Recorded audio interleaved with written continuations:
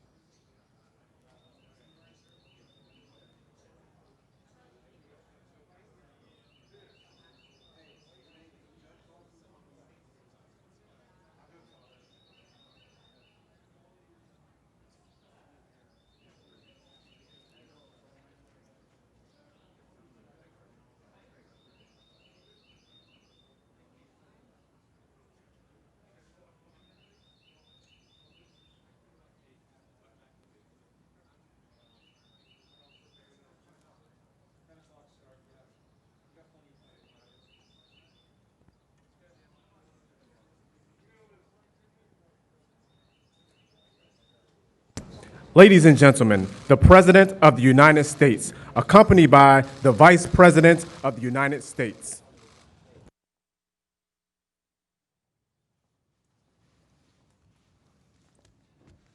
Well, thank you very much. It's a very big day for our country. It's affirmation of all the work we've been doing, really for 3.5 years. This isn't just over the last few months. This is for 3.5 years. And it's a great thing. We were very strong. We had the greatest economy in the history of our country. We had the greatest economy in the history of the world. And that strength let us get through this horrible pandemic, largely through. I think we're doing really well. Vaccines, by the way, I had a meeting yesterday on vaccines. We're doing incredibly well with that. I think you're going to have some very positive surprises. And therapeutics, likewise, we're doing extremely well. Cures, we're doing well. I think those two words really blend in with each other. But tremendous progress is being made on vaccines. In fact, we have ready to go in terms of transportation and logistics. We have over 2 million ready to go if it checks out for safety. And it's also, the nice part is we have 4 companies, I guess you could even say 7 or 8 companies that are doing some similar and some very different on the vaccine front, and some similar and some somewhat different on the therapeutic front.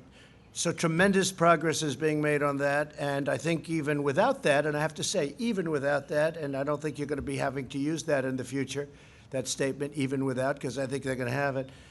But we're going to be back, and we're opening our country, and I hope that the lockdown governors, I don't know why they continue to lock down, because if you look at Georgia, if you look at Florida, if you look at South Carolina, if you look at so many different places that have opened up, I don't want to name all of them, but the ones that are most energetic about opening, they are doing tremendous business, and this is what these numbers are all about. And you have to remember one other thing very importantly. I think it's extremely important for you to remember that many of our states are closed or almost closed. Some of the big ones, New York, New Jersey, they're starting now to get open, I hope.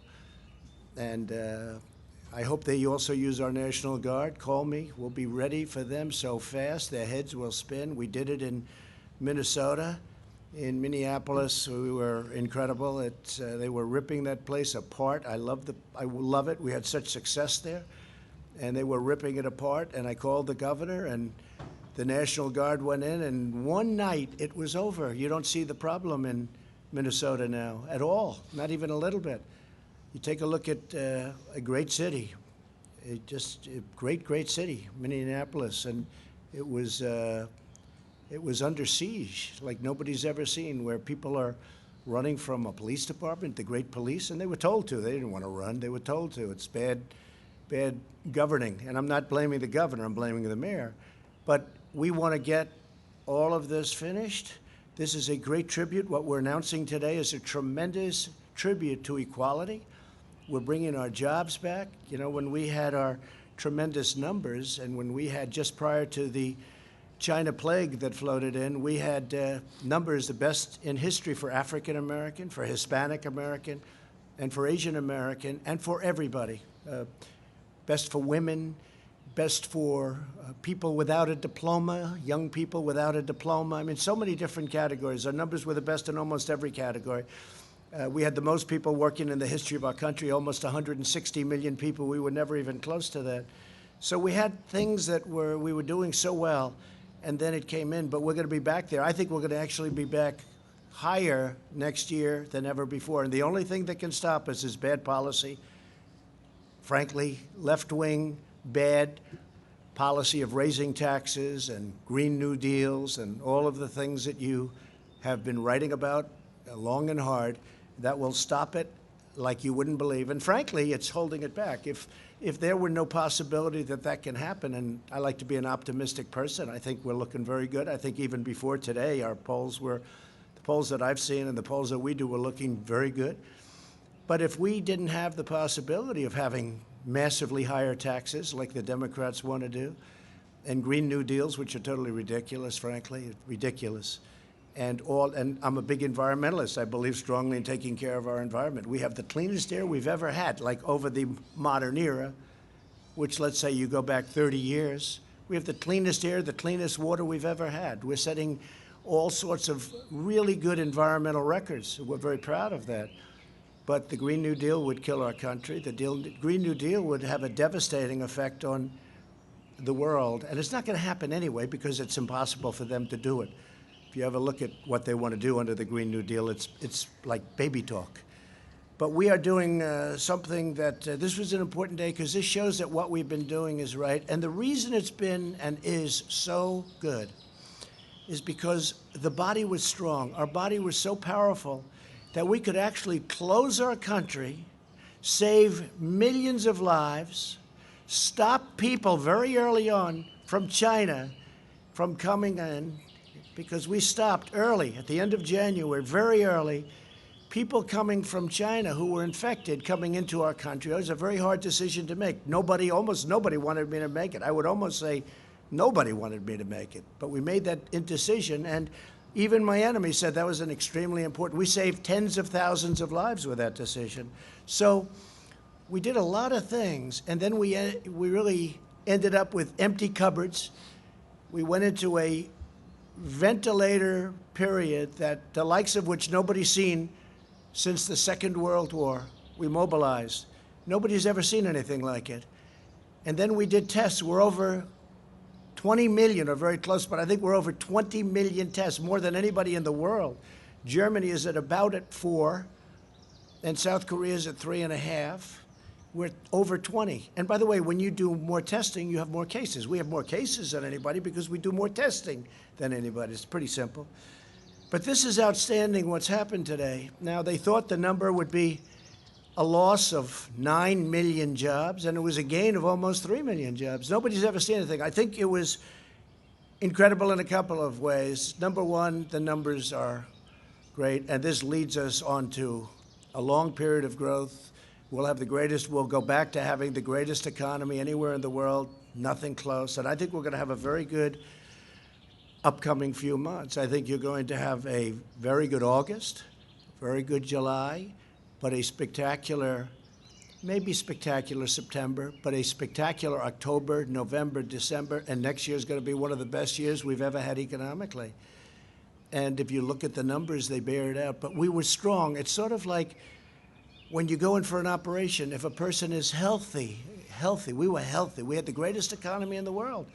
We went in for an operation. We closed our country down. We closed it down. We saved possibly 2 million, 2.5 million lives. Now, it could have been 1 million lives. I don't think anything less than that. But if you think we're at 105 million today, the 105,000 today, that would mean at the lowest number, it would be 10 times that amount. And I think everybody believes the least, if we went herd, as they say. And if you look at Brazil, they're having a very hard time. And by the way, they kept bringing up Sweden. It's come back to haunt Sweden. Sweden's having a terrible time. If we did that, we would have lost 1 million, 1.5 million, maybe even 2.5 million or more lives. So we're at 105,000 lives. Big move closing it up. We also closed it up to Europe. Europe became very infected from China. A gift from China, not good. They should have stopped it. They should have stopped it at the source. But it's a gift from China, and a very bad gift. I will tell you that.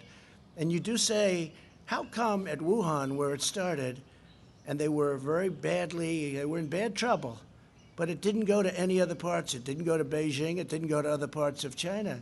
Then you say, how come it came out to Europe, to the world, to the United States? So it didn't go to China. They stopped it cold. They knew it was a problem.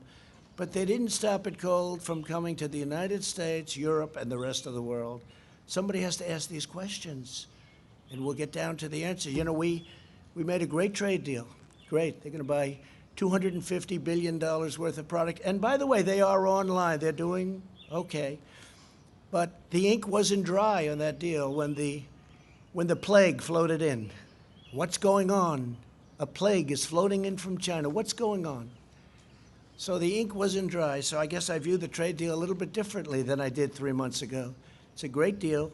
I will say they are buying a lot from us, and in that way I respect. And getting along with China would be a good thing. I don't know if that's going to happen. I'll let you know. We'll let you know. I think they want to get along very much with us. But we built a tremendous thing, a tremendous power platform.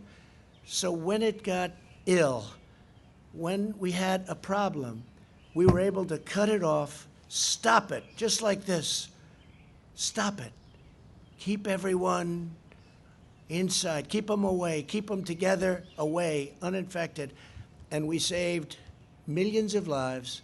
And now we're opening, and we're opening with a bang. And we've been talking about the V. This is better than a V. This is a rocket ship. This is far better than a V. A V is wonderful. A V is this. They were talking about, will it be a V, a U, an L? They had no idea. And I was watching one of the shows, and I have great respect for the people. And they said, will it be 9 million in job losses? Will it be, what will be the number be? Will it be, are they going to report record numbers? Will we break 20%? What will the number be? And, you know, I don't know. Because we were in, and I don't think we're in that territory anymore, we were in uncharted territory. Nobody's ever had a situation like that. So the number was 9 million, and one of the people was getting, no, I think it's going to be 10 million. That's 10 million negative losses. And then somebody else said, no, we think it's going to be 8.7, 9.2. No, everyone was right around that number. This is great geniuses, and they are. I watch them all the time, and oftentimes they're right. Warren Buffett sold airlines a little while ago. He's been right his whole life, but sometimes even somebody like Warren Buffett, I have a lot of respect for him, they make mistakes. They should have kept the airline stocks because the airline stocks went through the roof today, and others did too. The whole market went through the roof. But they said 9 million job losses, 9 million. It's what's going to be. Are we going to break 20%? Are we going to break it? And then the numbers came in, and one of the folks that was reading the numbers said, wow, this is a great number. It's only 3 million job losses. And then reading it and said, you know, I don't think this, I'm not reading this right. Let me look at it again. Oh, wait a minute. This is 3 million gain almost. 3 million jobs gained. And then they shouted out, one of them sort of semi-shouted out, is this a typo? I think it was probably the greatest miscalculation in the history of business shows, talking about Wall Street. And that's okay. But one of the reasons we're in this position is because we had such a strong foundation. So we were able to close our country, save millions of lives, open, and now the trajectory is great. Don't forget, New York is barely included, and that's one of our big ones. California is barely included because they're not open, and they should open. By the way, the mayor of Los Angeles wants to keep this thing closed for a long time. Look at what's going on in Florida. It's incredible. The job the governor of Florida has done, it's incredible. The numbers they're doing. You've got to open it up, and you do social distancing, and you wear masks if you want, and you do things. You can do a lot of things. You're getting closer together. Even you, I notice you're starting to get much closer together. It looks much better, I must say. You're not all the way there yet, but you'll be there soon. But it's a tremendous thing that happened, and the reason it happened is because we had a really strong patient. We had a patient that was so powerful, so strong, that we could close it and open it. And I give it this analogy. Somebody told me yesterday, it was Larry Kudlow. He said, sir, this is like a hurricane. And we were worried. We didn't know, is this going to be a hurricane or a major, major recession? A major recession that's not artificially caused, because this was artificially closed. We just said, boom, closed. And everything just stopped. And also, you know what else stopped? Big numbers on death by doing it. And that's why I had to do it. We've made every decision correctly. But it was like we stopped. So it was an artificial closing. And then what happened, very incredibly, is the numbers go, and Larry was saying that with a hurricane, you have a horrible hurricane in Florida or Texas, and it's devastating. And then the hurricane goes away, and within 2 hours, everyone's rebuilding and fixing and cleaning and cutting their grass. And I've seen it in Texas. I've seen it everywhere. Texas had a massive one, Louisiana, hurricanes, Florida, hurricanes. But what happens is right after the hurricane, boom, and this is what this is. This isn't a terrible recession. I don't even mention the D word. I don't talk about the D word. I don't want to talk about it because every time somebody even mentions it, I don't like the D word. But if you had a really, really big, bad recession, it could take 10, 12. How long did it take in 1929? It took many years to recover from that. How long? 10 Yeah, 10. I heard 10. I think longer than 10, but that's okay. I heard 14, 15 years. Larry says 10, so let's go with 10. But it takes a long time to recover. But a hurricane, you're back in business in 1 day, 2 days, 3 days, and it's devastating and it's hard. And this was a hurricane. And it's going to get better fast because a lot of the numbers that you see, they're early numbers. They're not even from this last month. And by the way, speaking of that, you had the greatest 50-day rally in the history of our exchanges. The greatest 50-day rally. And we have a lot of protesters. And we have something else, right? We have something else. We have a pandemic. We've made tremendous progress, really on both. If you look at where we've come on both, we've made tremendous progress on both. Tremendous progress. But you're looking, and the people are now starting to return to work. So it's been an incredible thing to see. It's been a beautiful thing to see. The experts predicted that the economy would lose tremendous numbers of jobs. And, of course, from the beginning it has, but you're going to see how fast that's made up. I'm telling you, next year, unless something happens where the wrong people get in here, this can turn around. Your 401ks will go down to numbers. If people didn't get rid of stocks in their 401ks, they're almost even. Think of it. With a pandemic and with one of the worst things that's ever happened, our country's never lost 105,000 people. Whether it's World Trade Center, which was 2,900, or Pearl Harbor, which was less than that. We've never lost anything close to this. But it's not only our country, it's the whole world. The world is suffering so badly. 186 countries at this moment. And that affects us too. But we're a positive force. We're the key to the world, in a sense. And the fact that we're doing well, I see already they're starting to do much better in other parts of the world. That's a great thing because we're working with the world. And we'll work with China, too. We'll work with everybody. But what happened should have never happened. So we had a tremendous morning, a tremendous announcement. It was shocking to even great pros. I watched Maria Bartiromo. I watched Jim Cramer. I watched a lot of people. Joe Kiernan, he was pretty positive. Charles Payne, he was very positive for a long time. A lot of people got it right. They had confidence in me, they had confidence in this team, and they got it right. I think that's the only thing they could base it on, because we were on uncharted territory. I'd like to just say that renewal, restoration, and recovery of the most vulnerable areas of America is going to be my focus. It's going to be a big focus, because it's taking care of itself, but we have to help that very vulnerable area. They're vulnerable. It's not right, and we're helping them, and we have helped them in the past, and we're also to opportunity zones, criminal justice reform. Nobody's ever done for the black community what President Trump has done. Think of it. Historically black small colleges and universities. They would come here for money every year for many, many years. After 3 years, I said, why are you doing this? Why do you keep coming here? They said, because we come. I said, don't you get a long-term deal so you don't have to come? The head of one of the very respected colleges looked at me and said, sir, we're like beggars. Every year we have to come to Washington and beg for money. I said, you should have a long-term deal. And we signed a long-term deal, so they don't have to come. I'll miss them. I told him, I'll miss them. I got to know them. But the first year, I didn't think anything of it. The second year, I said, that's strange. Why are you here? And then the third year, not so long ago, same people, the heads of the historically black small colleges and universities, 44 people, maybe a little more than that, a little less than that sometimes. But after 3 years, I said, what are you doing? They said, the past administration did nothing for us. The administration before that did nothing for that. So I'm going to do it. So we did The opportunity zones with Senator Tim Scott has been fantastic.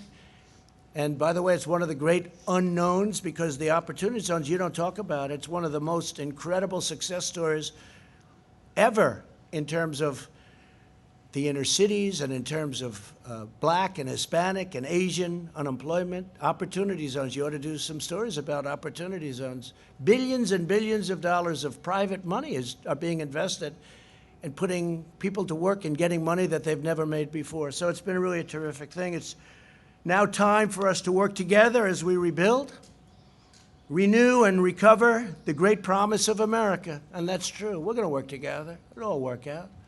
It'll all work out. Some governors may need a little help yet, but I think for the most part they're in good shape. We have fantastic military. We have fantastic National Guard. National Guard was barely used. And these people have done an unbelievable job. They helped the Secret Service at Washington. Secret Service, by the way, are unbelievable. The job they did at the White House is unbelievable. There was never any form of like, oh, gee, this sounds dangerous. All I could see is what I was seeing on television. But they were outside, and the Secret Service was incredible. But we were also helped by the D.C. police, and we were helped by the National Guard. Was unbelievable. They came in, and this was like a piece of cake. And I really am suggesting, because if you look at Minnesota and the great success we had there and other places, I'm suggesting to some of these governors that are too proud in New York, I mean, you see what's going on there. Don't be proud. Get the job done. You'll end up looking much better in the end. Call in the National Guard. Call me. We'll have so many people, more people than you have to dominate the streets. You can't let what's happening happen. It's called dominate the streets. You can't let that happen in New York where they're breaking into stores and all of the things. And by the way, hurting many small businesses. You can't let it happen.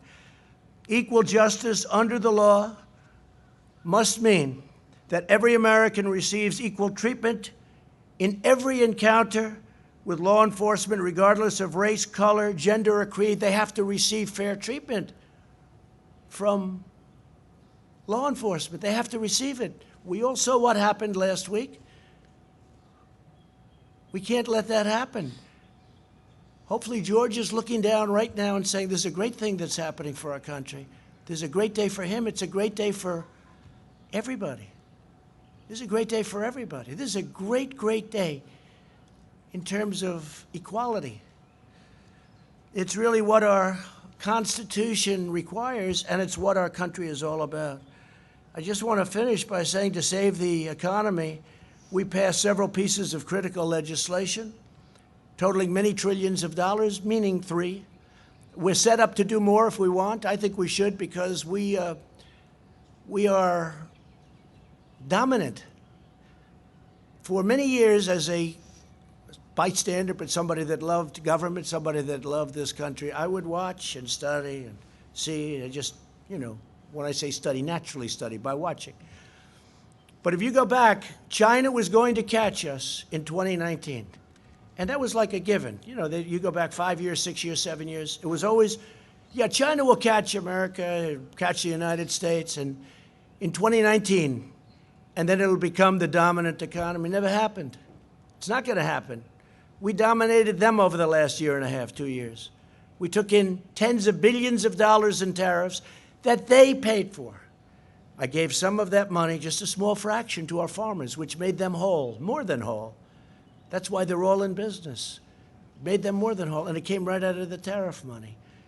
And the reason we didn't pay is because China devalued their currency, and they paid. Plus, they also put additional money to it. Because if they didn't do that, nobody would have bought their product. We made a great deal because of that. That's the only reason we're able to make a good deal, because of the possibility of tariffs. Because China has taken tremendous advantage of the United States. We helped rebuild China. We gave them $500 billion a year. How stupid are the people that represented our country with China and many other countries. But that's all changing. And it was in the process of changing very big. You know, again, China had a very bad year before the plague. And now I think hopefully they're going to have a great year. I want them to have a great year, but we're going to have better years than they ever had. We have a better system, much better system. We made Americans sure of themselves, and we took care of families. We gave benefits, and we sent $1,200 to every individual making less than $75,000 and $4,000 almost dollars to every family of four earning less than $150,000. That's a lot, isn't it? You know, when you think 150, but that's what's happening with our country. If you look at other countries, even countries that you think they're doing well, they don't talk about 150,000 as being median. $150,000. That's tremendous. That's a great tribute to the people of our country. The job surge that we're seeing right now is widespread. Leisure and hospitality added 1.2 million jobs. Construction jobs are up, listen to this, 464,000. Education and health services rose 424,000. Retail trade is up 368,000. And here's the one I like the best. Remember, previous administration, that you need a magic wand for manufacturing.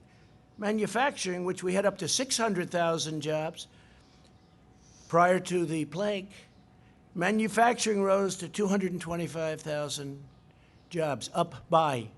So we picked up 225,000 manufacturing jobs. That's very unexpected. Everything that you've seen this morning is unexpected. Even the pros sitting here would understand that, everything. We also smashed expectations on the unemployment rate. The prediction was that the unemployment rate would rise to over 20%, and instead it dropped to around a little more than 13%, slight difference.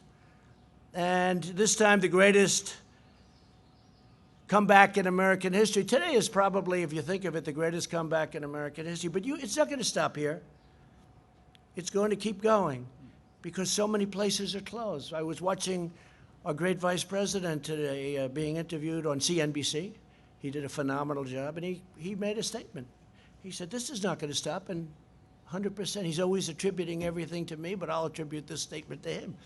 He said, it's not going to stop because the numbers that you're looking at don't include all of those states that are closed. They haven't even opened yet.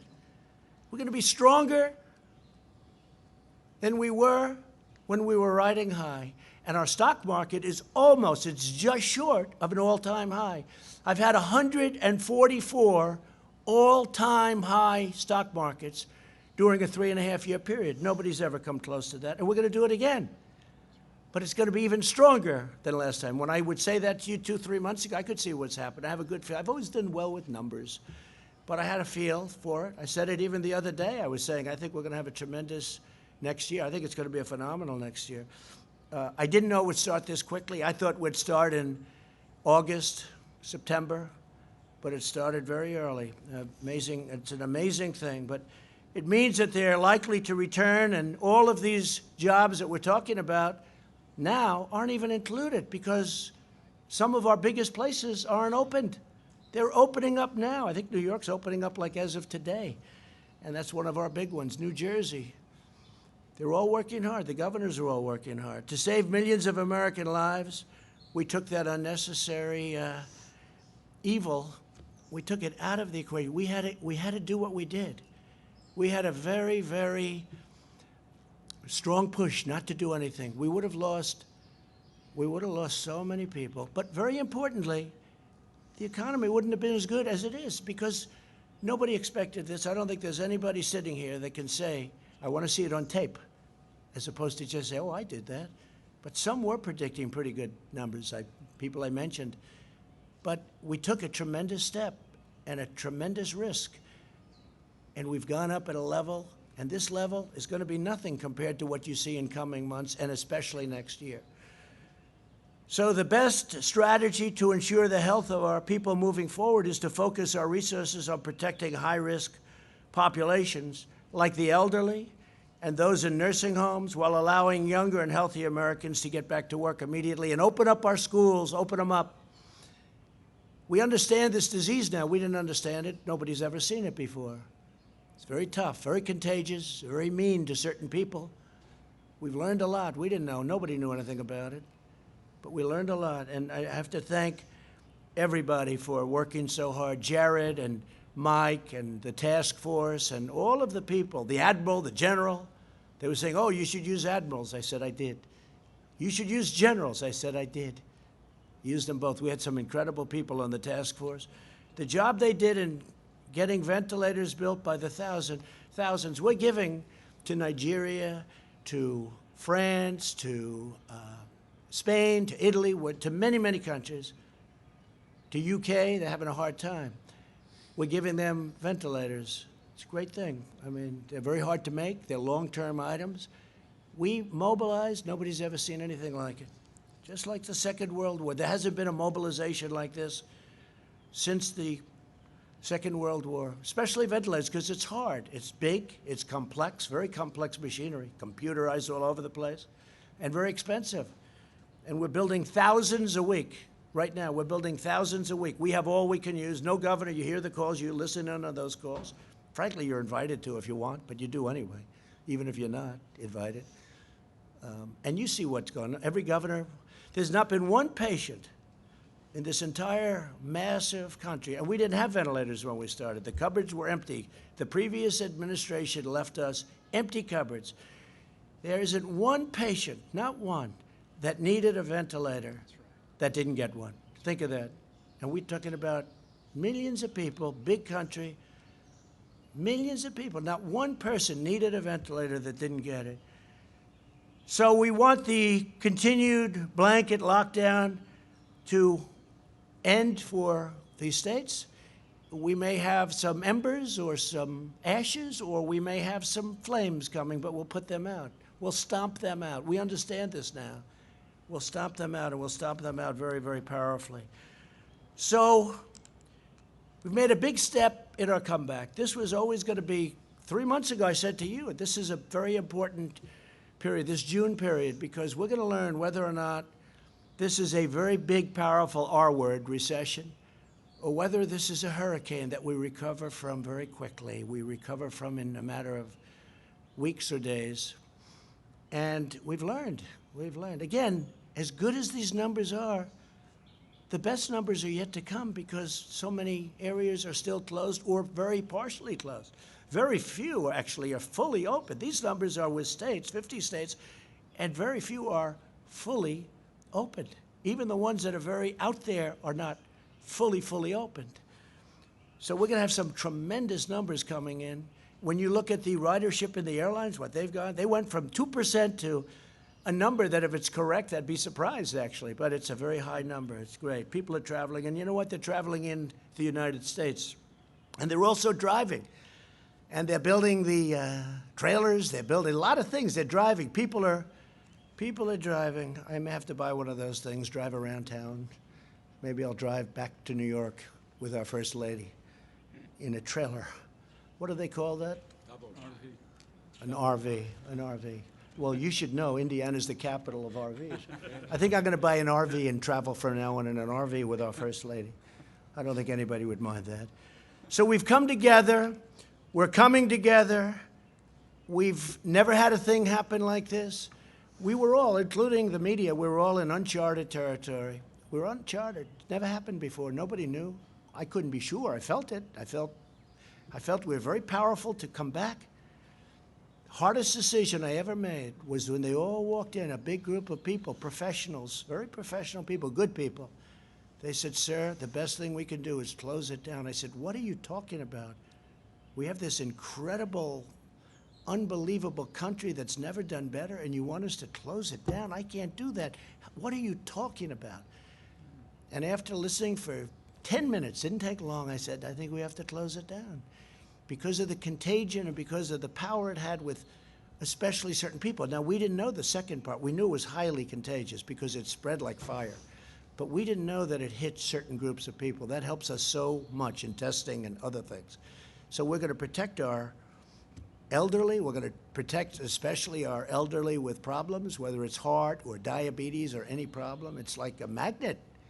I mean, you're elderly and you have diabetes, or you have a bad heart, it's like a magnet. They say if you're heavy, so I say, thank goodness I'm in perfect shape. Thank goodness. But if you're heavy, it's not good. It's a brutal, brutal thing. And again, I started by saying we're going to have a vaccine soon. I said it a long time ago, based on knowledge. Based on knowledge, I'm meeting with these geniuses. Based on knowledge, I said a long time ago. I said by the end of the year. I think it's going to be a lot sooner than that. And you know, just in finishing about vaccines, we have mobilized the logistics arm of our military. We can move hundreds of thousands of men and women in a very short time. The vaccine is easy by comparison, but we can move hundreds of thousands. It's meant for war. It's not meant for this, but we have our war with the invisible enemy. It's meant for war, but we can move hundreds of thousands. Think of that. Hundreds of thousands in a very short time. The same people are doing the vaccine, and they're fully mobilized. So now I'm going to sign legislation to make important changes to the PPP that will especially help restaurants, hotels, and other businesses that have been very hard hit by the virus. This is going to make it 24 months, and I think you know the legislation as well as I do. I want to thank the Democrats. We had essentially unanimous votes, I think, in the Senate and the House, right? Whether it's unanimous or very close, it's a lot of people. But I want to thank the Democrats. We worked together on it great. And I hope we can get along with the Democrats. It's been a disaster in terms of relationship. But I hope we can get along because it's a great thing for our country. We did all of these numbers and all of this greatness. We have the greatest economy we've ever had. It will soon be greater than it was even before. We did this with discord. We did this with a Senate and a House that were not dealing with us, and we weren't dealing with them either. The level of let's just say the warlike posture is ridiculous because we have a great country. It would make a difference if we could get along. And maybe we can and maybe we can't. I mean, there are a lot of differences. We want low taxes. We want closed borders. We want people to come in, but they have to come in through merit. They want open borders. You can't have open borders, especially now when you have a pandemic. We set a record, by the way, on our southern border. The wall, which you never hear about, is up to 210 miles long. And one of the reasons we're setting a record is we have so much wall built. And we'll have it up to almost 500 miles very early next year. By the end of this year, we'll be over 400 miles. We're up to 210 miles of serious wall. This is a wall that people aren't penetrating. This is a very, very powerful wall. Going to be up there a long time. And it's saved us a lot of anguish and grief, but you don't hear about that. One of the hardest things I've ever had to do is get the money necessary, which is billions of dollars, from a party that was totally opposed to it. They gave me other things. The military we could rebuild wasn't easy in terms of that. That's not their natural instinct. But for the wall, no, you can't have it, can't have it, can't have it. We had 9 court cases on the wall, but we won and we got it. And now nobody talks about it. Nobody even talks about it. But it's great for our country. We have to have borders. And I've said often, I said long before I won on that great November day. It seems like a long time ago, 2016. I said, if you don't have borders, you don't have a country. So we have a lot of things to work with the Democrats. If we could work along with them, it would be great. If we don't, we're going to do great as a country anyway. We're going to do great anyway. But if we could work along with the Democrats, and I'm open to it. People say I wouldn't be open. Why would I be open? They did things that they should have never done. And you know what I'm talking about. Should have never done. But I'm totally open to it. But we could go even steps further. But it's already been historic. Nobody has done more in 3.5 years than this administration has done. Nobody has come close to doing the things we've done. We've rebuilt our military. We've cut regulations at a level that nobody's even come close to. And that's whether it's 4 years, 8 years, or in one case, even more than that. Nobody's done anything close. Regulations, low taxes, rebuilt military, take care of our vets. We got choice approved for the vets. So instead of waiting in line for 4 weeks to see a doctor, they can go immediately outside, get a private doctor, we pay for the bill, and the vet is in great shape. And we actually save money, but more importantly, we save their lives, and we save the quality of their life. They were dying. They would come onto a line, they'd have to wait 4 or 5 weeks, they wouldn't be very sick. By the time they see the doctor, they'd be terminally ill. We don't have that anymore. You don't hear any bad stories about the vets anymore. That doesn't mean go out and find them, because tonight you'll be traveling all over the world looking for an unhappy vet.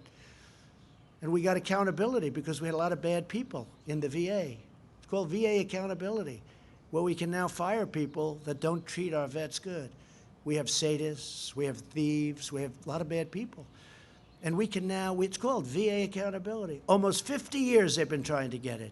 Choice, almost 50 years they've been trying to get it. For many, many years. I've been hearing about it for years. They've been trying to get VA choice. Choice means you can have a choice of a doctor. You don't have to wait in line if you have a long line. I have to say the VA has great doctors, but you can't get to them very quickly. Now they go outside and they take care of themselves. So we've had a great morning. This is just the beginning. It's going to be incredible. I'm going to sign our very important piece of legislation. Again, thank you very much to the Democrats. And then we're going to have a couple of words by a few of the people standing alongside of me. I want to thank them so much. And we'll talk to you soon. Mr. President, why haven't you plan to systemic racism? Mr. President, why haven't you laid out a plan to address systemic racism? I'd like to sign this bill. This is a very different thing. And by the way, what's happened to our country and what you now see, it's been happening, is the greatest thing that can happen for race relations, for the African American community, for the Asian American, for the Hispanic American community, for women, for everything. What's your plan? Because our country is so strong, and that's what my plan is. We're going to have the strongest economy in the world. We almost are there now.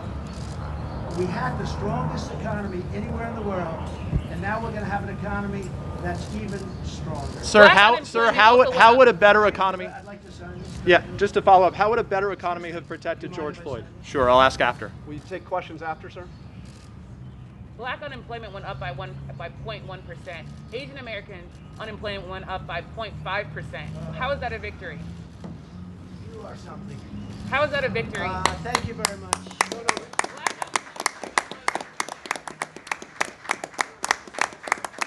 I have to say, though, it's been an honor. This is such a great achievement. Feel so good about it. This is just the beginning. The best is yet to come. Mike, would you say a few words, please? Well, thank you, Mr. President, and today's a great day for America. The American comeback begins today.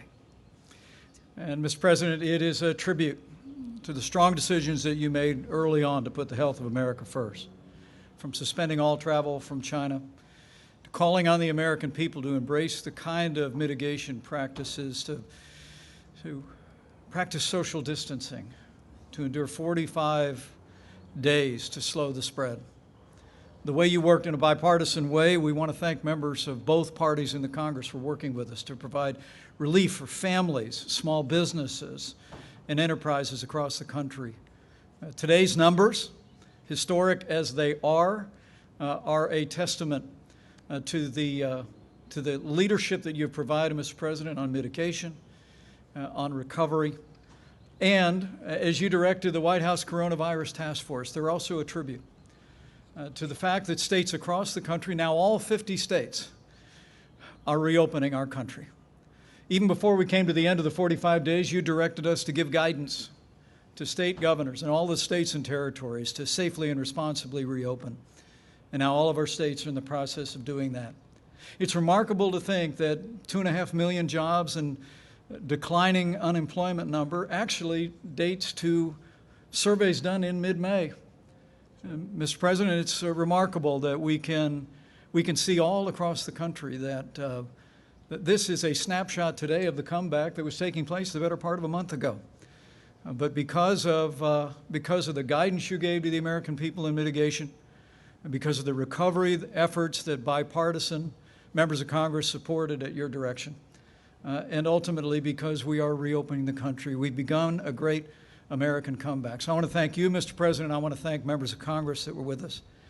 I join you in thanking all of the incredible healthcare workers across the country, including our team on the task force and health officials at every level, governors that have been our partners. But ultimately, today is a tribute to the American people. Mr. President, I know that you've said again and again this morning that it was because the patient was strong in the beginning, because the policies that you put into place to cut taxes, roll back regulation, unleash American energy, fight for free and fair trade, we created more than 7 million jobs And today, the strength and resilience of the American people is shining through. And this is their day. Congratulations, America. The comeback begins. Thank you, Mike. And I think very importantly, because it's a great state and you have so many great states involved with energy, but we had basically a disaster just a month ago. We had a disaster with respect to energy. It was down to zero. It was worthless. And that's 5 million jobs, maybe much more than that indirectly, probably close to 10 million jobs, energy jobs in Texas and North Dakota and Oklahoma and many other states. New Mexico, great state, great energy state it's become. And we saved that industry in a short period of time. And you know who helped us? Saudi Arabia and Russia. And then we got Mexico to do what they really had to do. And I want to thank the president of Mexico. He was terrific. In the end, he was terrific. But we saved the energy industry. That would have been catastrophic to lose it. And now it's up to almost $40 a barrel. And people would have said that's impossible. But we got Saudi Arabia, Russia, and others to cut back very substantially. OPEC plus. We call it OPEC plus. But they were the leaders. And we appreciate that very much. Could I ask Kevin and Larry to say a few words, please? Thank you, sir. I'll be brief as I can. I know it's pretty darn hot. I haven't noticed it. Is it hot? Nobody hot. You're pretty good at it. So, preceding this number were a number of green shoots, as we call them in economics or finance. And as the president has mentioned, things like Apple mobility, traveling indexes, the housing applications for new homes are skyrocketing. New businesses and new business applications are skyrocketing. So we've seen a lot of pieces of evidence. The key to today's number, 2.5 million payrolls and 3.8 million households from which the unemployment comes. The key is that those who were temporarily laid off have gone back to work, 3 million some odd. And that's because of the reopening, and that's because of the success of the president and vice president's mitigation policies, which had to be taken. Now the reopening begins. Here's a footnote. At May 12th, for the week the survey was taken, a little less than 50% of small businesses had reopened. According to the Chamber of Commerce, the most recent number in late May, early June, 80%, 79% of small business have reopened. So we're going to see more continued progress in the June jobs numbers when they come out. And I want to add also, my friend and colleague, Secretary Steven Mnuchin's leadership on the payroll protection program has kept people on temporary call, have kept them furloughed, but they knew they were going to come back. The PPP has distributed $510 billion and has probably saved as much as 50 million jobs.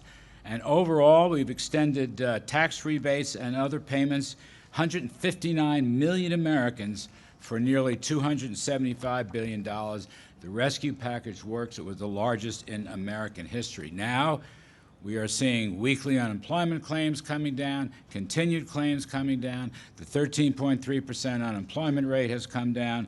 And I think, as the president has noted, these trends will continue. This was a sharp, tough, heartbreaking pandemic contraction. It's not a typical economic contraction. It was like a bad hurricane or a bad snowstorm. There's a lot of heartache in that, and there's a lot of hardship in that, absolutely.